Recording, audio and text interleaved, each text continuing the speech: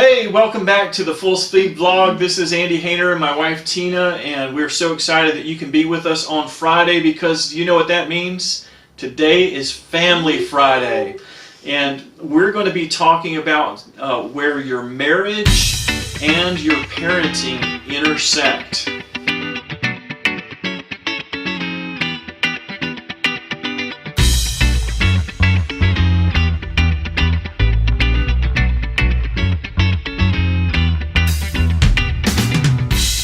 Talk about how we can be a united team for your children.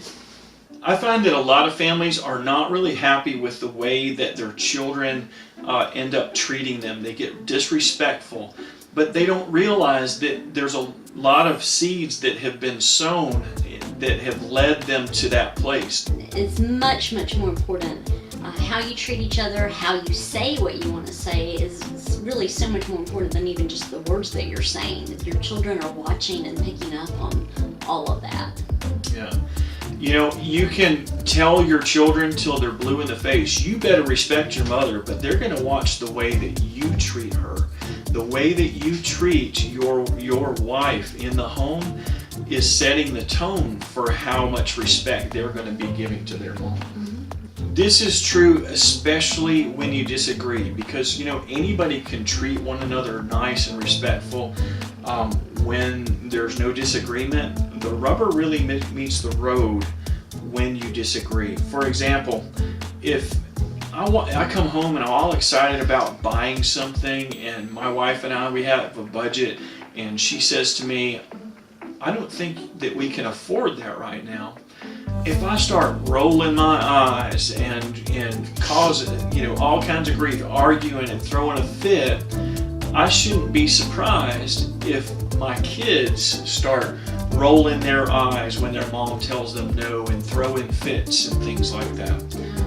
And if I'm in the house and picking up and there's a mess to have to clean up, if Andy is in a hurry, leaves behind a mess in the kitchen or in the living room, and picking up and I'm grumbling the whole time and complaining, gosh, he's so lazy, he never thinks about this and cleaning up after himself and da da da, then you can be sure that the next time the kids want him to help them with something and he's not available right away, that they put off an attitude of, well, you're not helpful, you're lazy, you don't do anything, they grumble and complain that he's no good, lazy slob. Yeah, there's a lot of, in our culture in general, it seems to cultivate an attitude that men don't respect women and that women don't respect men. That women treat men like, oh, they're stupid, they can't do anything for themselves, and men are like, oh, women are just complaining nags. And you know what? If you embrace that sort of attitude from the world and bring it into your home, guess what? Your children are going to treat their mom like a complaining nag, and they'll treat their dad disrespectfully, and they'll treat their siblings that way too. But you, in your marriage, the way that you treat one another, the way that you speak about one another, the way that you interact with one another, that sets the tone with your example about how your children are going to learn to interact with you in the home as well. The second thing that's really important is to be a united team as parents, to be a united team and not let and this is especially important in giving leadership, direction, boundaries, permission to your kids. For example, I had one friend who it was very important to him that he wanted to instill healthy eating habits. Not just that they would eat good food, but he wanted them to have disciplined eating so that they would only eat 3 times a day. Breakfast, lunch, and dinner. No snacks in between meals. That was very important to him about teaching some discipline about their appetites and things like that. And I learned about this through his wife, because his wife had shared this with me when we were in a situation that I was offering snacks, and she did it with a really humble, gracious attitude, saying, yeah, this is really important to Tim. And she said that to me. And she said, it wasn't that important to me, but Tim is important to me, and that we're on the same page is important to me. See, this wasn't the way that she grew up, and their children were growing up respectful, disciplined. There was no conflict about this. But can you imagine the sorts of troubles that this one issue could have created in their children for the rest of their life if the wife had decided, you know what, that she's going to constantly grumble, complain, and criticize, like, oh, I'm so hungry right now. I'll eat a snack if you'd let me. But my husband, no, he will never let us eat snacks because he's so disciplined. You know, I mean, can you imagine the sort of attitudes that they would be throwing into their kids? Even worse, if he goes off to work and she pulls out the Doritos. Yeah, it's like, hey, Dad's gone. We can do whatever we want. Yeah. Now, you know, those kind of kids, just from that one little act, their wife would have been creating kids that sneak around behind their backs and go to places they've been told not to go, do things they've been taught not to do as soon as they're able to do them. Why? Because she's taught them from a young age. It really doesn't matter as long as they don't see it. Or the dad doesn't see it. That's right.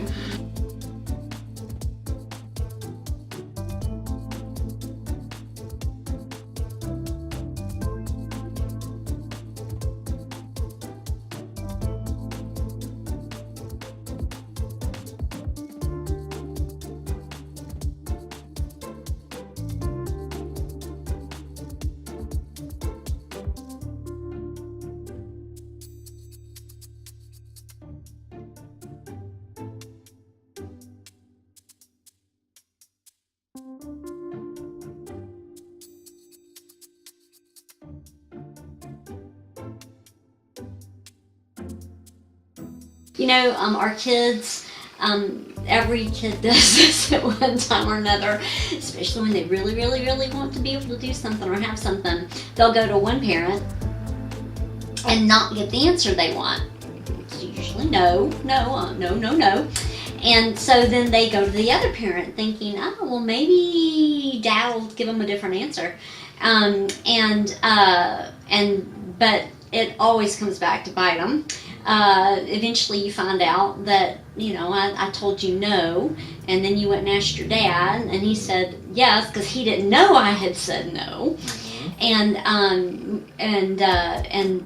they wind up doing it. The issue no longer is what they were asking for permission about at this point. The issue now is about unity in your marriage and in your family. If you allow your children to pit you against one another, you are teaching them to be manipulators. You're teaching them to be disrespectful of authority, and you, by allowing that, are allowing division to come into your home, and that's not healthy for anybody. It's really important that as much as you can ahead of time, you know, to be on the same page. But there's going to be those times and those instances where, you know, you just don't know what your spouse thinks about that. You think it would be okay or not okay, and that your spouse is of the other opinion. And when that happens, it's really important that when the child gets caught, so to speak, that you back one another up, that you don't take the side of the child, that, oh, well, I thought it was okay, you know, but that behavior in and of itself, that manipulation, is addressed and not rewarded, and that they realize that when mommy says no, daddy says no, and when daddy says no, mommy says no, and so you better not try to divide us, you better not try to play us against one another, because we're all on the same team. So what do we do if we're not on the same page?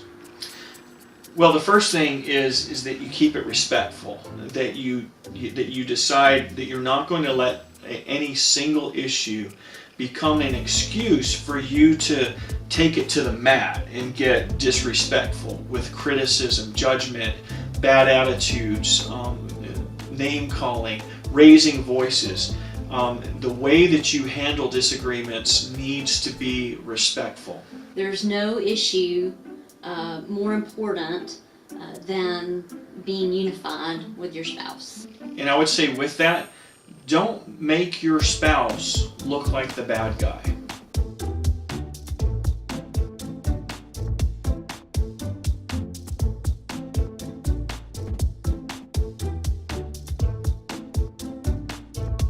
If you're doing that, you're the bad guy.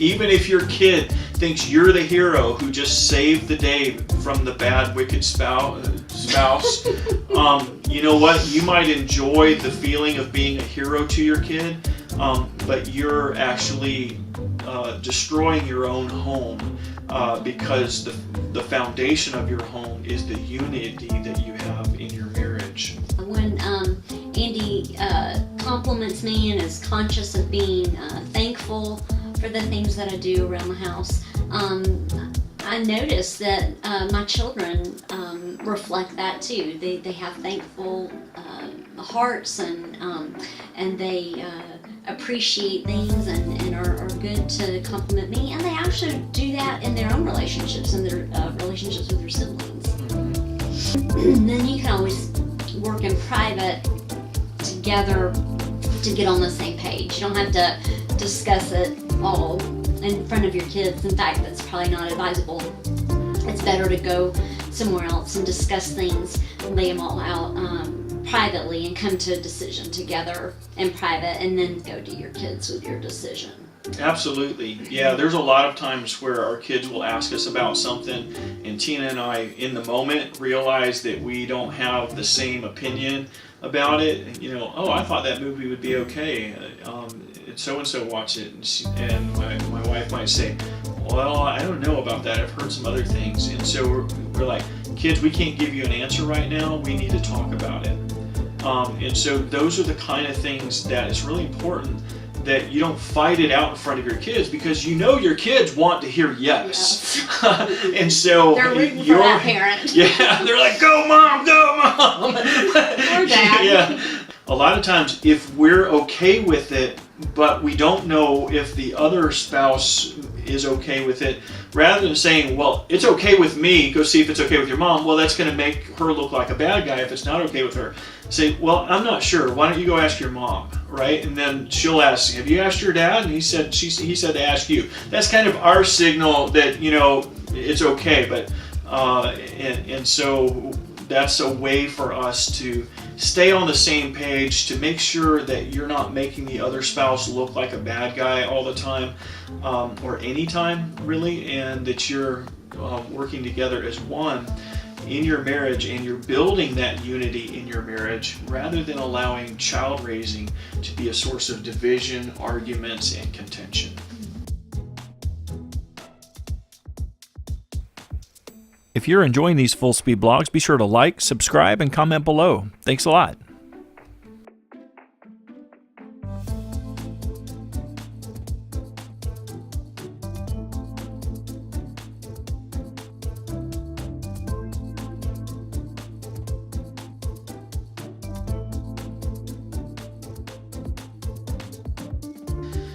Okay. Well, what's that thing that you're always doing, and then you're like, oh, I forgot, blah, blah, blah.